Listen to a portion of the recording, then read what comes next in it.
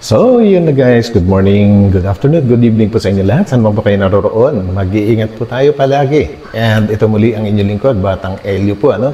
At ang bibigyan po naman natin ngayon ng reaksyon ay ang tungkol sa video ni Ate Edna Vlogs, no? Na may title na Paalam Na. Bakit ang title ay Paalam Na? Dahil po, last day na nila sa Katarman bilang pagbubukas po ng ating bagong landing pad sa Katarman Samar po, ano? And sa video nga po niya na ito, sa kanyang live, no, ay napag-usapan din ang tungkol sa trending na mahiwagang t-shirt na pasalubong. Kung sino man nagpasalubong or may nagpasalubong nga pa, ay yan ay malalaman po natin mamaya, kaya huwag po tayong bibitaw. And kailangan po nating umpisahin sa pagkanta ni Ate Edna ang video na ito dahil po ay napabilib po ako na may tinatago palang magandang boses si Ate Edna, no? Kaya samahan nyo ako hanggang dulo guys. Huwag nyo po skip para malaman po natin yung, yung buong katotohanan at bibigyan po natin yan ng hustisya. Hindi pa tayo pwedeng maging one-sided palagi or never naman tayo naging one-sided kasi kalink nga po tayo, no? Member po tayo ng Kalingap Reactor, kaya meron tayong tinatawag na One Kalingap, One Family. So yan guys, samahan nyo ako. Let's go! Cause I don't give a fuck what you say. Kaya po ang title ko po dyan ay Paalam Na kasi mamamaalam na po kami. Ayun! Marlin Azuelo, Paalam Na. And congratulations po sa buong Team Kalingap dahil mayroon na naman po tayong bagong landing pad sa Katarman Samar at siguradong mas marami na naman pong matutulungan na nangangailangan talaga, no? So ituloy po natin. Aking mahal. Sarap ng baligang. Maligang po yan sa amin. Hello kay Rhea Go. Ayan, Agus nagpalaway pa. Asus, nagpalaway pa si Kuya Mel. Shout out. And regarding sa binabanggit ni Ate Edna na baligang, no? Ang tawag naman dyan sa La Union ay lomboy. Sa Tagalog naman duhat po, ano?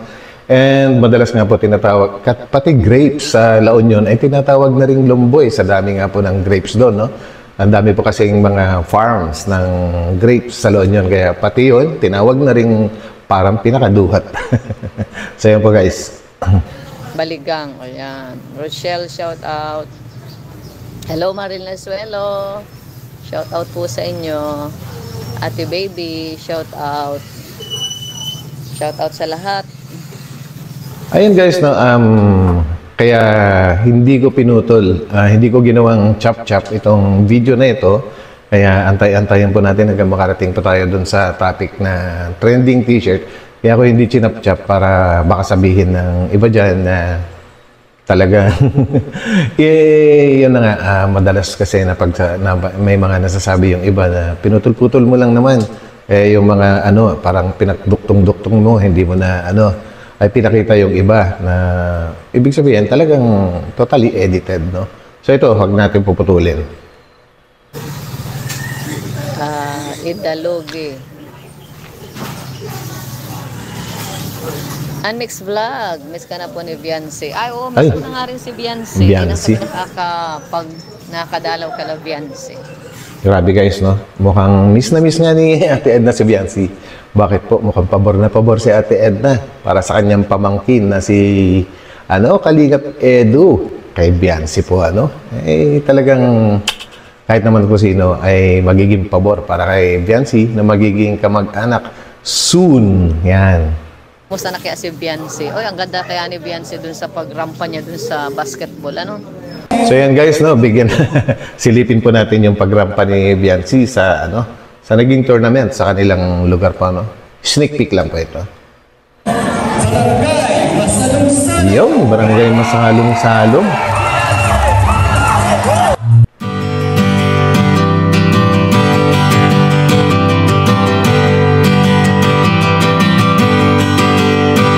Nice.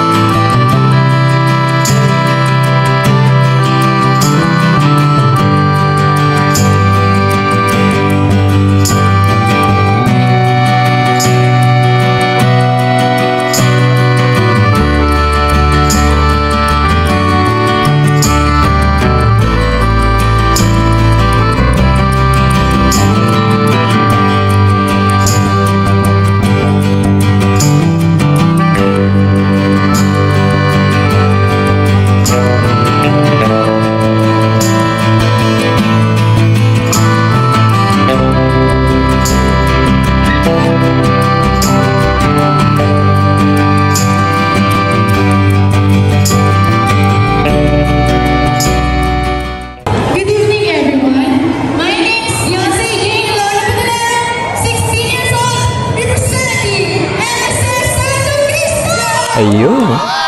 Ang galing. Ganda. Sexy pa.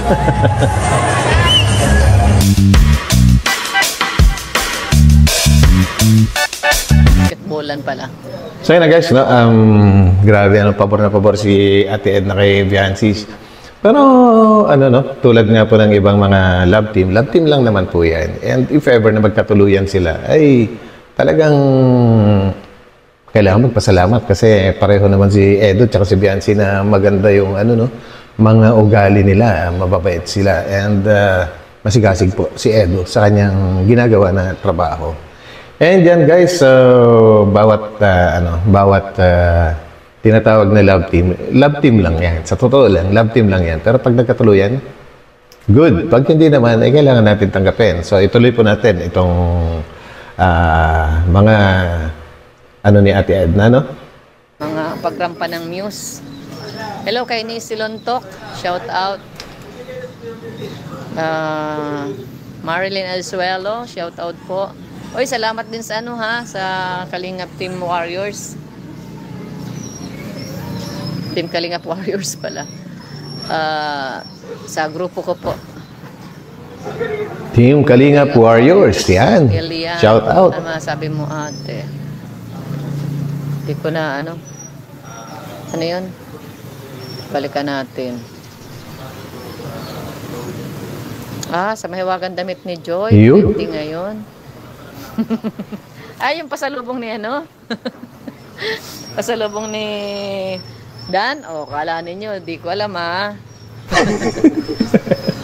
So yun guys, no? Nabanggit nga po ni Ate Edna na kala nyo, di ko alam pasalubong ni Dan. So ulitin lang po natin, no? Saglit lang. Yan, ulitin po natin. Pasalubong ni Dan. Kala ninyo, di ko alam Ganda ng ngiti ni Ate Edna po, ano? Pero, guys, huwag po natin kaagad husgahan. Ito lang ang masasabi ko sa nabanggit ni Ate Edna. Wala po siyang sinabi na nakita niya, na ibinigay ni Kalingap Dan. Ang sabi lang po niya, pasalubong ni Dan. Akala nyo, hindi ako updated yung ganun. Pwede po kasing yan, narinig lang niya or napanood lang niya kung sino man yung nagpapakalat. Ayan, malalaman po natin maya-maya lang. So guys, in fairness, wala po siyang sinabi. So take note, walang sinabi si Ate Edna na nakita niya na ibinigay ni Dan or nakita niya na ipinasalubong ni Dan kay Joy yung t-shirt na mahiwaga na yan. So kahit sa ang korte ay hindi po ina-accept para akusahan si Ate Edna tungkol sa kanyang binanggit na yan. So tuloy po natin. Kala nyo, di ko alam. Updated po ini. Yan, may alam siya. Kay Nelma Domo. May alam siya. May alam lang siya. Pero hindi niya sinabing nakita niya na binigay ni Kalingap Dan. So yun, malinaw guys. Tuloy natin. Ogo. Yun ba yun, Ellen? Elian? Yung mahiwagang damit? Shoutout po sa lahat na andito sa live. Ayan, si Edna Condor, si Katokayo. Nandito po yan sa sa landing pad ng Katarman. Grupo ng Team Waray noon. Agnes Miranda, nakabalik na kayo. Hindi pa po, paalam pa lang po, kaya nga namamaalam kami. Ayun. Ito si Vanessa. Vanessa, umupo ka dito, Vanessa. Oo. Ayan. Nakabalik na kayo, Ate Edna, sa Hindi po, paalis pa lang po kami. Si Gracia Reyes. Shout out, Pia. Marilyn Azuelo. Magkaway ka, Bani. Kaway na lang, kaway. Yan. Pagod po yan si Vanessa. Yan. Kaya makakatulong Si po Bane. distribute ng Laging kasama ni na Ate Edna. ito, Jollibee. Kanina, yung mga bata. Grabe, ang daming bata po kanina. Panoorin niyo po ang premiere ni Kuya Bal. Yes, panoorin po natin yan guys. Premiere o bukas. Talaga po maraming mga kawawa talaga sa iba't ibang lugar. Hindi pa po kami nakakabalik. Hindi pa po kami nakakabalik guys. Paalis pa lang kami. Kay Lel Marcela. Ayan, ito po na si Vanessa. Shout out po. Ayan na, si Vanessa. Oy, 390 live viewers po natin. Rowena Riquijo, shout out. Kay Marcela Pilaes, hello. Kay Sita Manuel, Lorna Hinanay. Wani Thomas, like, comment, and enjoy nature vlogging. Look up. Ayun. Hello daw, Vanessa, sabi ni Marcela Pilaes. Hello po. Shout out. Yeah. Ate Edna, kung pasabing pasalubong ni kay yung mababas ka. Ay, ganun ba? Narinig ko lang po. Narinig ko lang po yun. So yun guys, no? Meron po kasing nag-warning kasi alam nyo guys, marami na tayong naririnig ngayon na sabihin man po natin na may katotohanan na ang mga nambash kay Ate Nelia ay meron din na tunay na supporters ng Dandit po, ano? Pero marami pong usap-usapan ngayon. Kahit dun sa mga comments dun sa aking upload, sa aking Facebook page, no? Ang dami pong nagko-comment doon na ang dami pong gumagamit sa team Dandit para i-bash yung kumbaga parang lumalabas na paninira pati sa mga supporters ng Dandit. So yan po, no? Meron pa tayong mga screenshot diyan, pero hindi ito yung tamang panahon para ipakita yung mga ganung bagay kasi iba yung nire-reactionan po natin, guys. So tuloy natin. Ang po ang ayon sa aking ganun ba? O ay hindi pala yung pasalubong. Yun. Napanood ko lang po. Ayun. Lang. So yun guys, no? Napanood lang din daw niya. Pero sinabi niyang updated siya. Totoo naman. Kahit ako, pag may napanood ako, sabihin kong updated ako. Kasi kung ano man yung napanood ko, yun yung nag-update sa akin. O kaya, kung sino man may nagkwento na hindi pa natin alam yung kwento ng iba, kung ano man yung alam mo, updated ka. Hindi pag sinabing updated ka, puro katotohanan na kaagad yung update na nalaman mo, or nakita mo, or napanood mo. Hindi po ba, guys?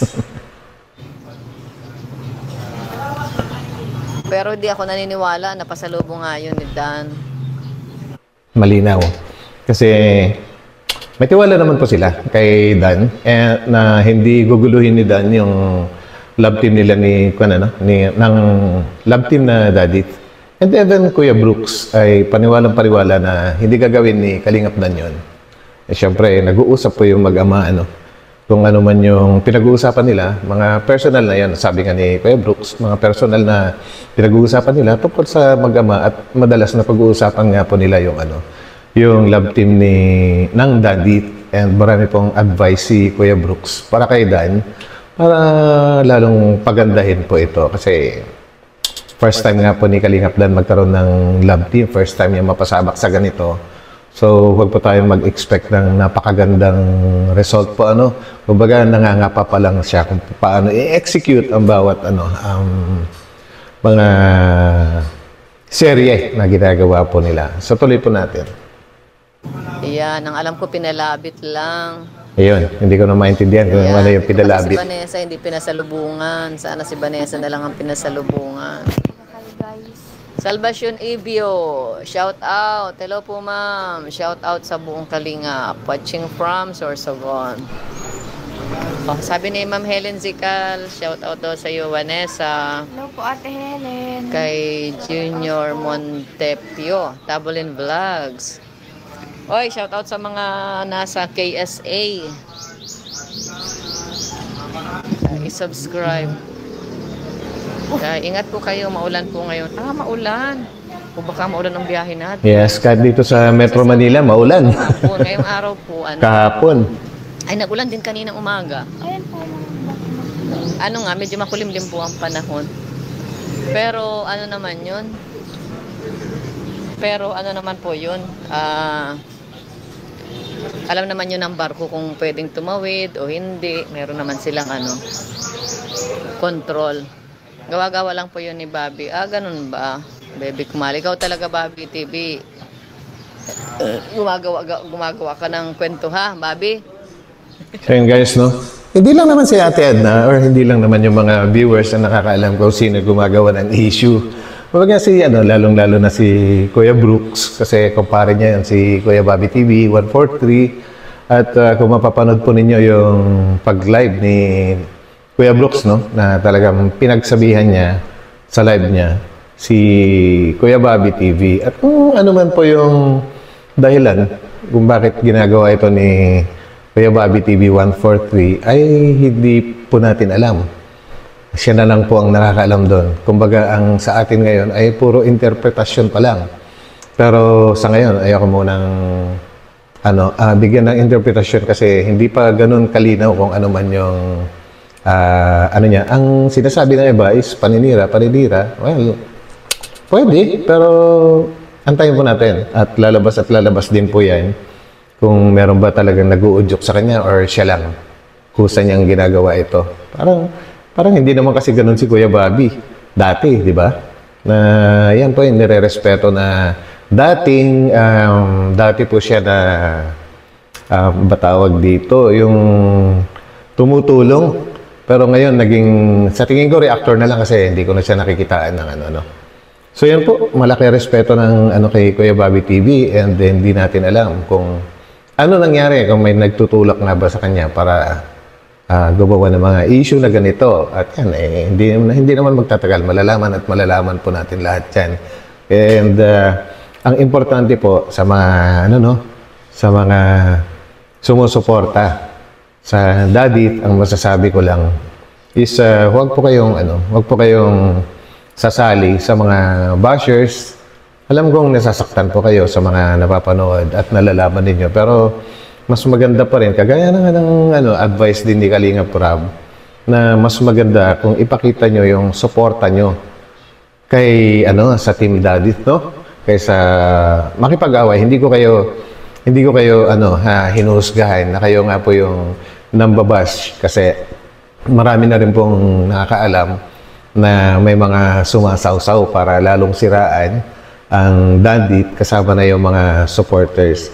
Pero yun, kagaya na sabi ko, huwag po nating gawin yun if ever man po na totoong meron na talagang supporters ng Daddy, ay huwag po nating gagawin yun kasi ang totoo niyan, hindi po kayo na supporters ang masisira, kundi magre-reflect po yan sa inyong iniidolo na si Kalingap Dan at lalong-lalo na kay Medith po, isipin niyo po. Yun lang yung aking may ambag na opinion. Magre-reflect po yan. Dahil ang sasabihin na naman ng mga naninira kay Medith ay hindi man lang niya makontrol yung kanyang mga supporters. Baka sabihin na siya pa yung nag-uudyok, kaya tigil-tigilan po yan. Kung sakali man po na may katotohanan. So yan guys, tuloy po natin to. Jessie Abuyog, shout out Bivar. Ay, Chris. Special sa... Yan, nagdedicay na po ako gawa nitong maligang. Sinok na. Sino po ang Ang laki ng landing special pads. someone? Yun na nga, yung tungkol sa t-shirt daw. Wala po yun. Vanessa, biyahe pag-uwi ng Daet, ingat daw. Maulan from Cabuyao, Laguna. Marin Azuelo, sobrang lakas ng ulan, may kasamang hangin. Ganun ba? Diyan sa Antipolo? Marlene, malakas ang ulan. Dito kasi walang ulan ngayon. Kahapon meron. Shout out sa 425. Ate Gracia, shout out sa lahat ng viewers. Maria Jessa Abad. 2 PM po. Basahin natin yan. Naging kawawa na naman tuloy si Joy na walang alam tungkol sa damit niya kahapon. Dami na naman tuloy basher si Joy. Hindi matapos pang babas kay Joy. Ay, hayaan niyo po yan at natin. Actually guys, para sa akin, lahat naman kasi ng mga support, lahat naman po kasi ng mga love team at lahat po ng mga sinusuportahan or tinutulungan ng Team Kalingap ay atin din pong sinusuportahan. Hindi po tayo one-sided, no? Kumbaga, sa totoo lang, si Joy, sa aking tingin, ay nagiging biktima rin dito, nagagamit. Kumbaga, nagagamit din siya. Dahil nga po may mga kwento na wala pang dandit dati at meron pang kalab team itong si Joy na si Kuya David nga ay nakitaan na daw ng chemistry itong si Kalingap Dan at si Joy. Hindi nga lang magawan ng love team dahil nga may ka-love team pa si Hindi nga lang magawan ng Dan Joy before dahil meron pang Dan, ano ba tawag doon? Yung Joy Vid. Sensya na guys at medyo makakalimutin na So yun, at ngayon ay parang may itinuturo sila na iisang tao na bumubuhay sa Danjoy kahit na meron ng dandy. So yun po ang nagiging dahilan ngayon ng mga gulo-gulo na ito. Grabe. Palalayasin natin si Bobby TV. Ayan! Palalayasin na daw ni Ate Edna si Bobby TV. Oh, ang nangyari dyan? May sumulpot. So yun guys, yun lang ang talagang nasasabi ko. Maging kampante po ang lahat, and iwasan po natin ang bashing para po hindi nagagamit ng iba din na talagang may galit na kay Medit sa kung ano man yung dahilan na kinagagalit po nila. And yun. Kuya Wabi, shout out sa'yo. Nako, palalayasin ka ron ni Ate Edna. Alam mo, nagbibiro si Ate Edna. And guys, kaya ako nireactionan itong kay Ate Edna dahil hindi dahil sa ipagtanggol siya, hindi para maging one-sided, kundi bigyan po ng mas linaw yung kanyang sinasabi po na kahit sa korte ay pwedeng tanggapin yung ating paliwanag. Dahil pag sinabi mo nga po na may alam ka, pwede sabihin na narinig mo or napanood mo or may nagkwento sa'yo. Hindi niya sinabi na nakita niya. Yun. So yun guys, malinaw ba So ito muli ang inyong lingkod, Batang Elyu, at maraming salamat sa pagsama niyo sa akin sa vlog na ito. And magkita-kita po tayo ulit sa aking susunod na upload. Bye!